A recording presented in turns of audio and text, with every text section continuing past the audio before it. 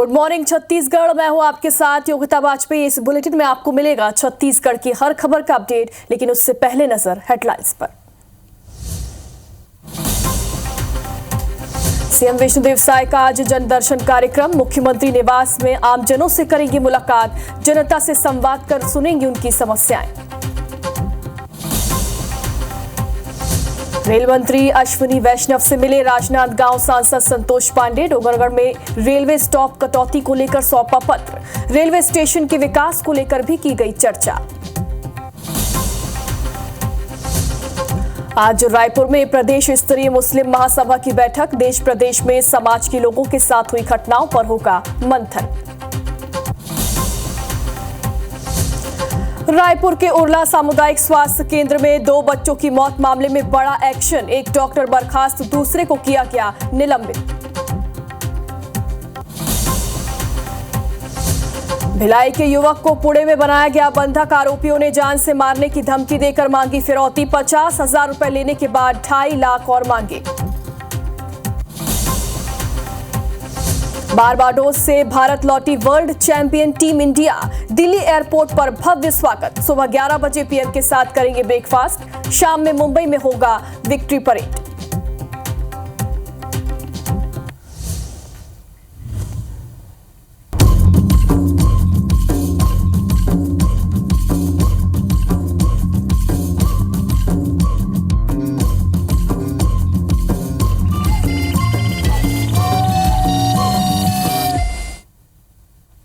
Bulletin की शुरुआत करेंगे भिलाई से बड़ी खबर के साथ। यहां पर भिलाई के युवक को पुणे में बंधक बना लिया गया है। आरोपियों ने बहन को फोन करके फिरौती मांगी है। आरोपी ने जान से मारने की धमकी देकर पैसों की मांग की। बहन ने आरोपी के अकाउंट में 50,000 रुपए भेजे और आरोपी ने फिर से 2.5 लाख रुपए की मांग की। सुपेला थाने में मामला दर्ज हुआ है। जांच में पुलिस जुटी हुई है। युवक 25 जून को काम की तलाश में पुणे गया था और इसके बाद से ही वो लापता हो गया। उसके अपहरण की जानकारी मिली। इसके बाद बहन को फोन करके फिरौती मांगी गई। आरोपी ने जान से मारने की धमकी देकर फिरौती की मांग की। आरोपी ने बहन से मांग की है, युवक की बहन से मांग की है। बहन ने आरोपी के अकाउंट में 50,000 रुपए तो भेज दिए, लेकिन एक बार फिर से 2.5 लाख रुपए की मांग की गई और इसके बाद ये पूरा मामला सुपेला थाने में दर्ज हो गया। पुलिस इस पूरे मामले की जांच पड़ताल में जुटी हुई है। ज्यादा जानकारी के लिए हमारे सहयोगी कोमल हमारे साथ जुड़ गई हैं। कोमल, ये मामला संदिग्ध नजर आ रहा है। चूंकि पहली बार जब फिरौती मांगी गई तब तो एफआईआर दर्ज नहीं कराई गई, लेकिन दूसरी बार जब 2.5 लाख रुपए की मांग की गई तब इस पूरे मामले का खुलासा हुआ है। क्या है पूरा मामला, आप बताइए। जी, आपको बता दूं कि सुपेला के कॉन्ट्रैक्टर कॉलोनी निवासी भीषम यादव 25 जून को यहां से निकला था अपने दोस्त के साथ कि उसे एक कंपनी में नौकरी मिली है। पुणे पहुंचा और 29 जून को फोन आता है कि भीषम के दोस्त की वजह से कंपनी को नुकसान हुआ है और भीषम को वहां पर बंधक बना लिया गया जब तक 50,000 रुपए नहीं दिया जाएंगे। उसके बहन ने किसी तरह 50,000 रुपए वहां पर फोन पे से भेजे। उसके बाद में उसे वापस भेजने की बात कही गई, लेकिन जब जिस आरोपी का फोन आया था वो आकाश नाम का आरोपी था और उसने फोन किया और अपने भाई को वापस भेजने की बात कही। लेकिन 1 जुलाई को फिर फोन आया कि जो पैसे हैं उसे नहीं मिले हैं कंपनी के अकाउंट में और अब उसे 2.5 लाख रुपए देने पड़ेंगे उसकी बहन को, तब वो उसके भाई को छोड़ेगा। और इसके बाद में उस आरोपी का फोन भी बंद हो गया। इसके बाद लता यादव जो प्राथिया है उसने सुपेला थाने में आकर अपनी रिपोर्ट दर्ज कराई है और पुलिस अब जांच में जुटी हुई है। आपको बता दूं कि ये संदिग्ध मामला इसलिए भी माना जा रहा है क्योंकि इसके पहले भिलाई में ऐसे 2-3 मामले हो चुके हैं जिसमें ऑनलाइन सट्टा से जुड़े हुए थे, जिसमें जो ऑनलाइन सट्टा ऐप में काम कर रहे थे और नुकसान हुआ था उसमें, तो उसकी वजह से बंधक बनाने की घटना भी पहले भी सामने आई है। तो जो पीड़िता है उसे नहीं पता उसका भाई किस कंपनी में काम कर रहा है, किस जगह गया हुआ है। तो यह मामला कहीं ना कहीं उससे भी जुड़ा देखा जा रहा है कि ऑनलाइन सट्टा ऐप से भी जुड़ रहा है कहीं ना कहीं तार इसके। लेकिन फिलहाल जो है अब मामला पुलिस के पास है, पुलिस जांच में जुटी हुई है। कल एसपी जितेंद्र शुक्ला ने भी इस बात की पुष्टि की है और उन्होंने भी कहा कि जल्द ही टीम यहां से रवाना होगी पुणे में और वहां जाकर इस पूरे मामले की जांच करेगी। जी कोमल, एक सवाल और है कि 29 जून के पहले क्या युवक से बातचीत हुई थी उसकी बहन की? क्या इस दौरान कुछ ऐसी बात सामने आई, कुछ ऐसा लगा कि कुछ परेशानी में है? 29 जून के पहले क्योंकि 25 जून को युवक यहाँ से रवाना हुआ है, 26 और 27 तारीख को वहां पहुंच कर उसने 2 दिन नौकरी भी की है। तो उस बीच बातचीत तो घर वालों से नॉर्मल थी, लेकिन जब 29 जून को फोन आया तब बहन को पता चला कि उसके भाई को वहां पर बंधक बना लिया गया। मात्र 3 दिन की ये घटना है, 3 दिन के अंदर की ये घटना है। जी बिल्कुल कोमल, ये जांच का विषय और संदिग्ध ये मामला नजर आ रहा है। जल्दी इस पूरे मामले का खुलासा होगा, ऐसी उम्मीद की जा रही है। बहुत बहुत शुक्रिया तमाम जानकारी के लिए। और अब रामानुजगंज से खबर आपको दिखा रहे हैं। यहां पर धान खरीदी केंद्र में फर्जीवाड़े का मामला सामने आया। 1 करोड़ 10 लाख रुपए का घोटाला हुआ था और इस मामले में 12 लोगों के खिलाफ FIR दर्ज कर ली गई है। बड़ा एक्शन इस मामले में ले लिया गया है। कलेक्टर के निर्देश पर खाद्य अधिकारी ने इस पूरी कार्रवाई को अंजाम दिया है। रामानुजगंज के विजयनगर धान खरीदी केंद्र का ये पूरा मामला बताया जा रहा है। फिलहाल आरोपियों की तलाश में पुलिस जुट गई है। धान खरीदी केंद्र में फर्जीवाड़ा हुआ था। रामानुजनगर के विजयनगर धान खरीदी केंद्र का ये पूरा मामला बताया जा रहा है। यहां पर 1 करोड़ 10 लाख रुपए का घोटाला हुआ था और अब इस मामले में 12 लोगों के खिलाफ FIR भी दर्ज कर ली गई है। कलेक्टर के निर्देश पर खाद्य अधिकारी ने ये पूरी कार्रवाई की है। रामानुजगंज के विजयनगर थाना धान खरीदी केंद्र का ये पूरा मामला है। फिलहाल आरोपियों की पहचान अभी तक नहीं हो पाई। आरोपियों की तलाश अभी तक पुलिस कर रही है, लेकिन 12 ऐसे लोग हैं जिन्हें दोषी पाया गया और जिनके खिलाफ कार्रवाई इस मामले में की जाएगी। इन पर केस दर्ज कर लिया गया है। ज्यादा जानकारी के लिए हमारे सहयोगी देवेश हमारे साथ जुड़ गए। देवेश, कैसे ये फर्जीवाड़ा किया गया ये बताएं और फिलहाल आरोपियों के बारे में क्या जानकारी लग पाई है?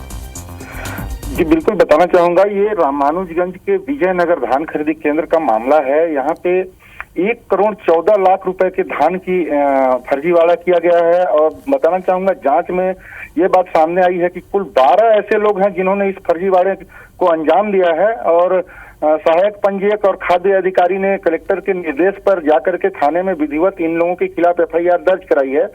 फिलहाल रामानुजगंज पुलिस जो है जांच में जुटी हुई है। आरोपियों की तलाश जारी है। सभी आरोपी फरार हैं और एक बड़ी बात बताना चाहूंगा कि ये जो फर्जीवाड़ा है ये पूरी तरीके से सिर्फ कागजों में किया गया था और सरकारी पैसे का आहरण कर लिया गया था। जी योगिता जी, बहुत बहुत शुक्रिया तमाम जानकारी की। लगातार अपडेट देते रहें।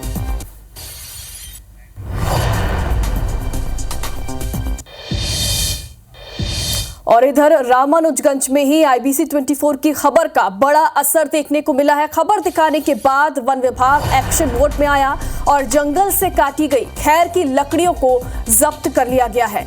वन विभाग की टीम तस्करों की पर्दासाजी करने में जुटी हुई है। IBC 24 ने इस खबर को प्रमुखता से दिखाया था। लकड़ी कटाई की खबर जो है वो हमने आपको प्रमुखता से दिखाई थी और इसी खबर को देखने के बाद वन विभाग ने इस मामले में एक्शन लिया है। जंगल से काटी गई खैर की लकड़ियों को जब्त कर लिया गया है। हालांकि जो तस्कर हैं उनकी पतासाजी में पुलिस जुटी हुई है। उनका पता लगाने की कोशिशें यहां पर की जा रही है। IBC 24 ने यह खबर प्रमुखता से दिखाई थी और इसी के बाद इस पूरे मामले में एक्शन भी ले लिया गया है। तो रामानुजगंज से ये खबर आपको दिखा रहा है। IBC 24 की खबर का बड़ा असर देखने को मिला है। ये खबर हमने आपको प्रमुखता से दिखाई थी। जंगल से काटी गई लकड़ियों की खबर ये हमने आपको दिखाई थी और अब इस मामले में एक्शन ले लिया गया है। आरोपियों की पतासाजी में पुलिस जुटी हुई है। मामला दर्ज कर लिया गया है। जंगल से खैर की लकड़ियां बड़ी मात्रा में काटी गई। देखिए ये तस्वीरें भी आपको दिखा रहे हैं। अवैध रूप से यहां पर कटाई की गई और अब इस मामले में एक्शन भी लिया गया है। और अब खबर रायपुर से है। यहां पर मारपीट की आरोपी को गिरफ्तार कर लिया गया है। शैलेंद्र नगर में वाहन भिड़ंत के बाद मारपीट हुई थी और मारपीट की घटना के फरार 4 आरोपी गिरफ्तार कर लिए गए हैं। मोक्ष राय, संजीव भारती, रजत मेश्राम, गर्व शर्मा, ये वही 4 आरोपी हैं जिन्हें गिरफ्तार कर लिया गया है। आरोपियों से एक कार, एक स्कूटर, बाइक और रॉड भी जब्त कर ली गई है। कोतवाली थाना पुलिस ने इस पूरी कार्रवाई को अंजाम दिया है।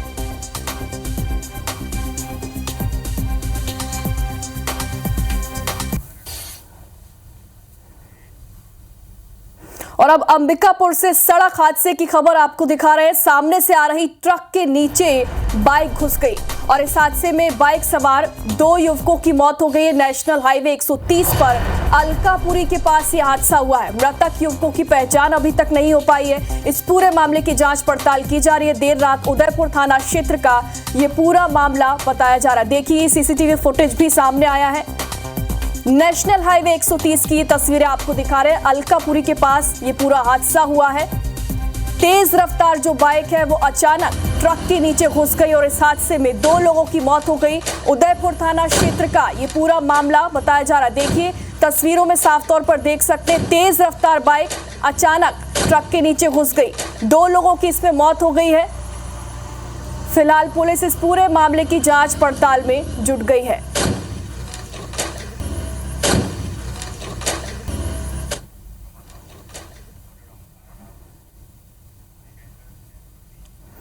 और इधर रायपुर के उरला सामुदायिक स्वास्थ्य केंद्र में 2 बच्चों की मौत मामले में सरकार ने बड़ा एक्शन लिया है।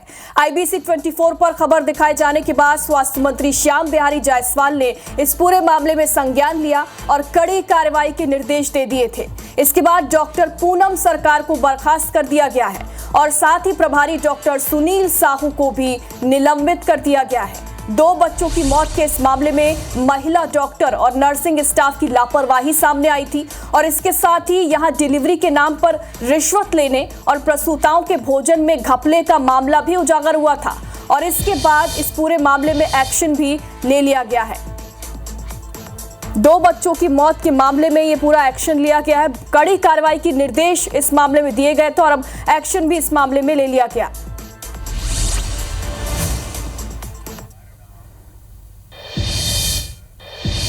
और अब कुछ सियासी खबरों का रुख करते हैं। राजनांदगांव सांसद संतोष पांडे केंद्रीय रेल मंत्री अश्विनी वैष्णव से दिल्ली में मिले। उन्होंने डोंगरगढ़ में रेलवे स्टाफ में कटौती न करने को लेकर पत्र सौंपा और उन्हें यथावत रखने की मांग की।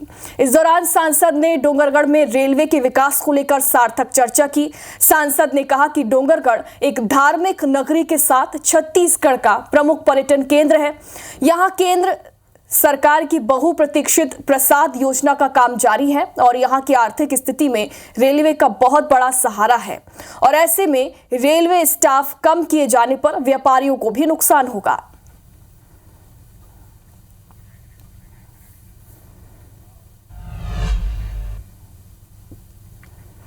देश के दोनों संसद के दोनों सदनों में राष्ट्रपति के अभिभाषण पर सत्ता पक्ष और विपक्ष के सांसदों के बीच तीखी बहस हुई है।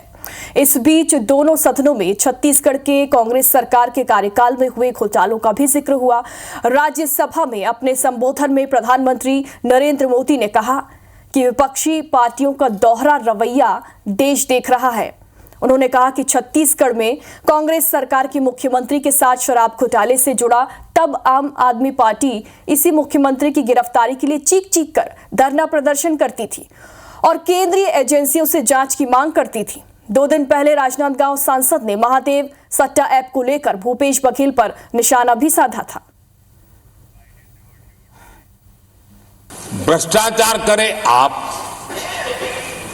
शराब घोटाला करे आप, पानी तक में घोटाला करे आप, आपकी शिकायत करे कांग्रेस। ये ऐसे लोग हैं जिनका डबल स्टैंडर्ड है, दोहरा रवैया है। छत्तीसगढ़ में कांग्रेस सरकार के मुख्यमंत्री के साथ शराब घोटाला जुड़ा। यही आप पार्टी वाले चीख चीख करके कहते थे कि ईडी सीबीआई को लगा दो और इस मुख्यमंत्री को जेल में डाल दो, खुलेआम कहते थे।